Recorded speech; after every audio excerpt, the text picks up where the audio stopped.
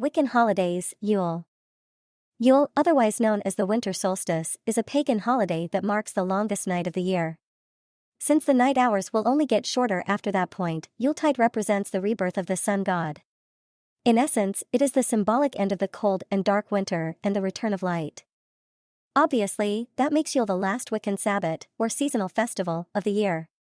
But even if you're not familiar with the Wiccan wheel of the year, you might still recognize elements of this festival in another mainstream holiday, Christmas. Like many Christian holidays that have their roots in pagan celebrations, Christmas is basically Yule in disguise. So let's talk about Yuletide.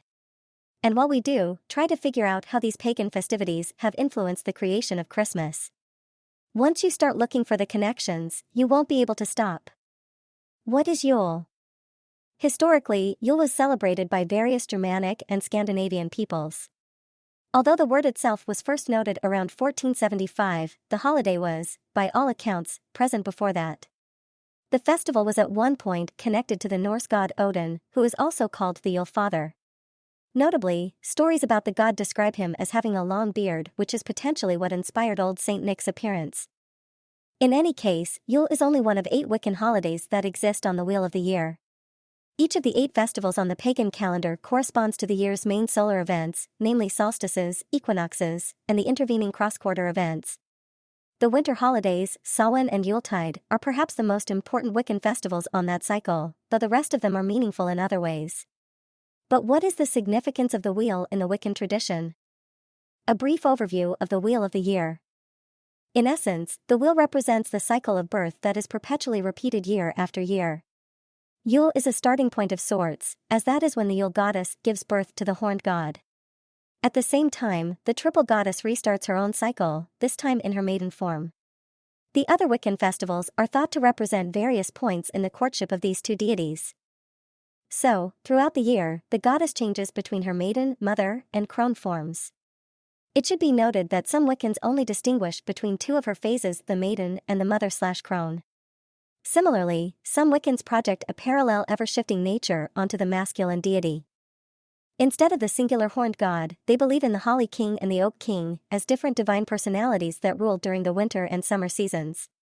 However, rather than having a cycle of courting, impregnation, and birth, the beliefs surrounding the 2 kings usually center on their battle for dominance.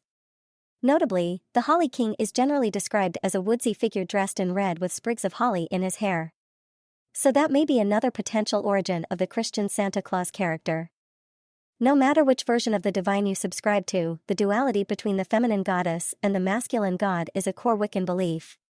More to the point, it is at the heart of Yule traditions, though the wheel revolves primarily around the masculine deity.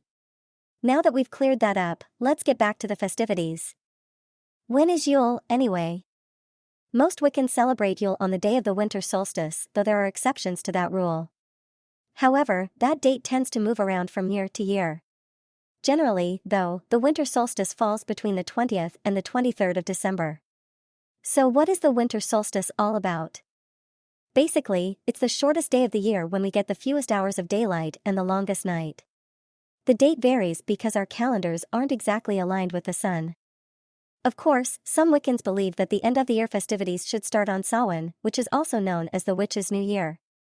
You see, many pagans consider the 4 intermediary festivals between solstices and equinoxes more important because they are based on Celtic, not Germanic beliefs.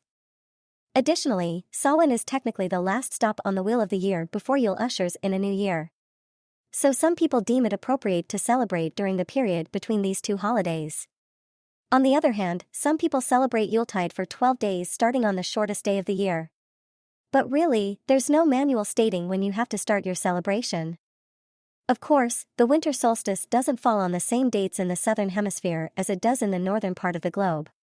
For example, people in Australia might opt to celebrate Yule and Christmas, for that matter, between the 21st and 23rd of June. After all, that is when the shortest day is on that side of the planet. If they were to celebrate in December, they would be doing it on what is the longest day in the southern hemisphere. What are some of the most important Yule symbols and traditions? As we have established, Yule has several symbolic interpretations. In the story of the birth of the sun god, you can see why Yuletide represents the return of light after a long winter. And as the end-of-the-year festival, it celebrates rebirth and renewal on a more broad level too. With that in mind, let's talk about Yule symbols. Even if you're new to the world of Yule traditions, you're sure to recognize some of them.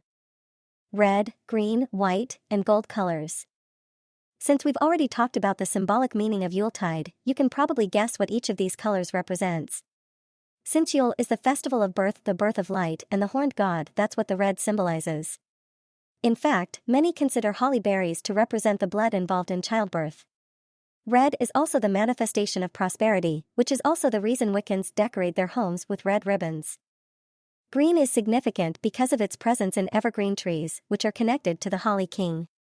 This color roots the festival in nature and also symbolizes abundance since it is the color of money. Many Wiccans use green Yule decorations to invite all these things into their homes in the upcoming year. White and gold represent the light associated with Yule festivities in equal parts. Like red and green, the color gold also summons wealth and prosperity. It also brings the spirit of renewal and revitalization that pushes us toward the new year.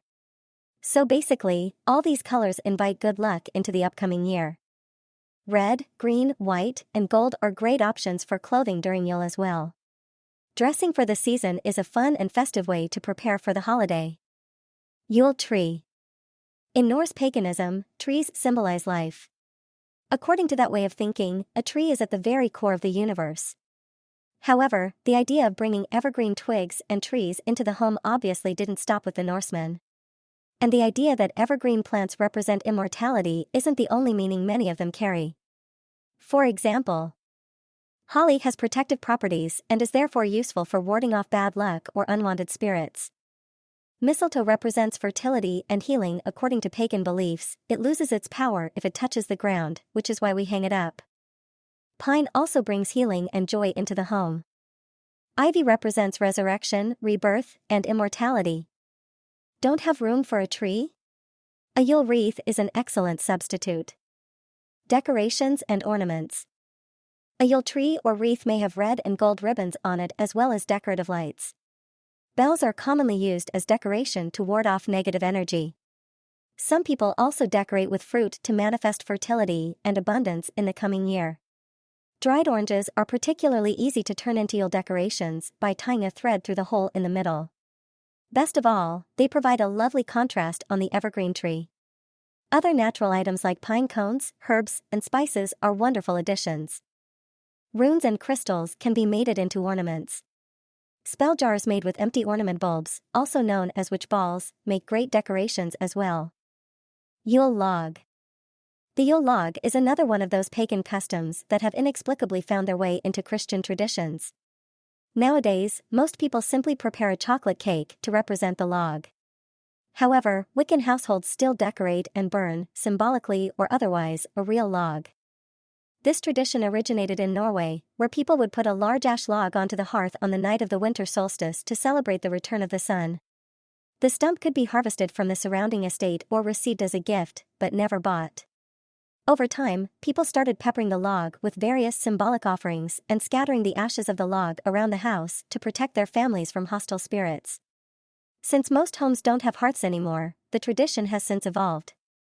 Today, Wiccans would get a 18-inch long log and decorate it with dried berries, evergreen twigs, pine cones, ribbons, feathers, and cinnamon sticks. After decorating the log, a family might burn it in a hearth or an outdoor fire pit while singing songs. But if those options aren't available to you, you could attach a few candles to the log and burn it symbolically. Some people believe that the Yule log must smolder for 12 days and nights to bring happiness and abundance into the following 12 months. But you don't have to incorporate that custom if you don't want to. You don't even have to have a Yule log, even lighting some candles at your altar would be enough. Foods. Yuletide is associated with many festive food, particularly of the sweet and spicy variety. During Yule, Wiccans bake cookies, fruitcakes, or caraway cakes soaked in cider. When it comes to savory foods, meals with pork or boar meat are customary. Traditionally, a pig or boar would be sacrificed, then a ham would be made for the feast. Lastly, ginger tea and spiced cider complete the spread. In general, Yule recipes feature various fruits, nuts, and spices like nutmeg and cinnamon. Many of these ingredients are thought to have protective properties.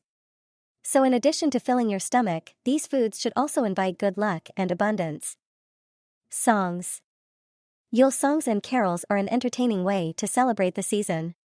There are both traditional songs honoring gods and goddesses, and modern hits rewritten to fit the Yule holiday. A Spotify playlist of Yule songs would be a great introduction. Can't find a song honoring your chosen deity? Feel free to write your own. You don't have to be a musician. Your offering will be appreciated even if you're off-key. Gifts. Traditional Yule gifts are less commercialized than other holiday gifts. They have more meaning when you make the gift yourself, or the gift can be used in magical practice. That doesn't mean you can't buy your gifts, but making them is usually a better option. Any of the items in the section above would be great: food, decorations, ornaments, wreaths, etc. A few more gift ideas are crafts, crystals, herbs, candles, spell jars, books, tarot cards, spell kits, spiritual bath kit. How to celebrate Yule. So Yule has finally rolled around. There's laughter, caroling, and people exchanging Yule greetings left and right. But what's a good Wiccan to do? Christian traditions are so similar to pagan customs, should you just partake in them? If nothing else, gathering items associated with Yule is much easier and cheaper than getting Christmas decorations. Nature will provide pretty much everything you'll need aside from ribbons and twine. So before you start putting up Yule decorations, take a stroll through a forest or even a nearby park. Since you shouldn't disturb living plants, try to only gather pine cones and evergreen twigs you find on the ground. You could even leave behind an offering of bird seeds or nuts as a token of gratitude. Set up your Yule altar. Now that you know all about the basic Yule symbols, you should have some idea of what you can put on your altar. Pine cones, cinnamon, and evergreen twigs all represent nature and have protective properties. You can also bring in some bells to ward off evil spirits and bad energy. Lastly, to invoke light and represent traditional Yule colors, get green, red, gold, or white candles. If you want, you can also put offerings of fruits and nuts at your altar. Fresh oranges and apples should do the trick, but you can also set aside a bowl of various nuts. Remember, if you want to use mistletoe, you'll have to harvest it from the branch, not the ground. If your mistletoe touches the ground, it will lose its symbolic properties. If you like working with crystals and precious stones, there are several options you can use during Yuletide, including rubies, which summon protection, prosperity, as well as love and sexual passion. Bloodstones, which boost energy, motivation, and help you make good decisions. Garnets, which are manifesting stones that can reveal your purpose. Apatite stones, which can make you more motivated to pursue your dreams. Emeralds, which summon prosperity and healing. As discussed, you can either do this the day before Yule or right after Samhain. While you're at it, you can also decorate the rest of your home. Bring in a Yule tree and decorate it with dried fruit, cinnamon sticks, strings of popcorn, and other low-cost options. The point of Yule decorations is ideally to use things you've had a hand in making, not items you've purchased. What does a Yule ritual look like? Once your home is ready for Yuletide festivities, you can look into local Yule celebrations. The annual festival at Stonehenge is incredibly lively, attracting crowds of Wiccans, Druids, and pagans from all over the place. Generally, these people will wear seasonal colors or black, to represent the sun god or the goddess. Some of them will even dress up. The people usually drum in the sunrise, then spend the day singing Yule songs. If you want to join the carolers, ask someone who's been to the local Yuletide festival which songs they usually sing. Don't be surprised if you hear some familiar tunes.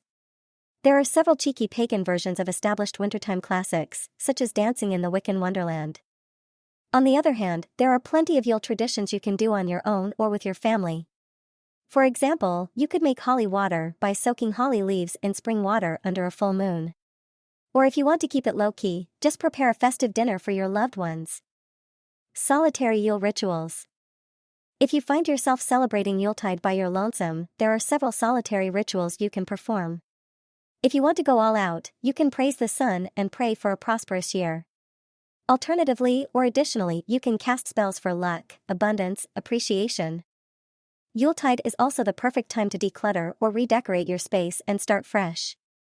While you do that, you can think of anything you'd like to accomplish in the new year. If you have a book of shadows, you can write your goals in it. Alternatively, you can add them to a spell you'll keep on your altar. Light is returning. The winter season should be a time of hopeful contemplation for everyone, whether they celebrate Yule in the Wiccan fashion or opt for more mainstream festivities. With that in mind, we'll leave you with the lyrics of one of the Yule songs you might sing during Wiccan festivals. Light is returning. Even though this is the darkest hour, no one can hold back the dawn. Let's keep it burning. Let's keep the light of hope alive. Make safe our journey through the storm. One planet is turning circles on her path around the sun. Earth Mother is calling her children home. We sincerely wish you a joyful Yuletide and a prosperous year ahead.